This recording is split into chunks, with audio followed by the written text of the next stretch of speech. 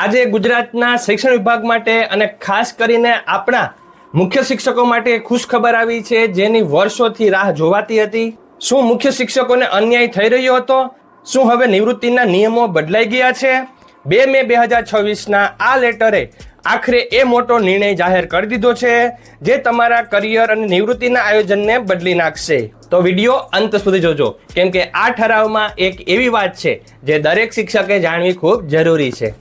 મિત્રો, અત્યાર સુધી આપણે જાણતા હતા કે પ્રાથમિક શિક્ષકોને સત્રના અંતે નિવૃત્તિનો લાભ મળે છે. તેને લઈને મેં ઓલરેડી એક વિડીયો બનાવી દીધો છે, જે તમને અહીં આઈ બટન પર મળી જશે અને નીચે ડિસ્ક્રિપ્શનમાં લિંક આપી દઈશ, ત્યાંથી પણ તમે એ વિડીયો જોઈ શકશો. પણ મુખ્ય શિક્ષકો માટે સ્થિતિ થોડીક અલગ હતી. ઘણા સમયથી નિયામક શ્રી પ્રાથમિક શિક્ષણની કચેરી દ્વારા આ બાબતે દરખાસ્ત કરવામાં આવી હતી. હવે જુઓ આ લેટર. સરકારશ્રીએ પુખ્ત વિચારણાને અંતે ઠરાવ્યું છે કે જે રીતે પ્રાથમિક શિક્ષકોને સત્રાંતે નિવૃત્તિનો લાભ મળે છે, તેવી જ રીતે હવે જિલ્લા અને નગર શિક્ષણ સમિતિ સંચાલિત શાળાઓના મુખ્ય શિક્ષકોને પણ સત્રાંતે નિવૃત્તિનો લાભ આપવામાં આવશે.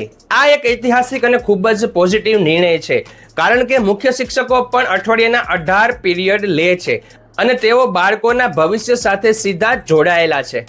આ નિર્ણયથી મુખ્ય શિક્ષકોમાં નવો ઉત્સાહ જોવા મળશે. હવે નિવૃત્તિના સમયે સત્ર અધવચ્ચે છોડવાની ચિંતા નહીં રહે. બાળકોનું શિક્ષણ પણ નહીં બગડે અને મુખ્ય શિક્ષકોને પણ સન્માનજનક રીતે સત્ર પૂર્ણ કરવાની તક મળશે.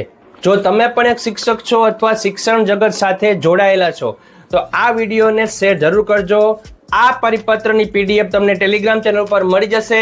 ટેલિગ્રામ ચેનલની લિંક ડિસ્ક્રિપ્શનમાં છે, જ્યાં 4800 થી પણ વધારે સરકારી કર્મચારીઓ જોડાયેલા છે.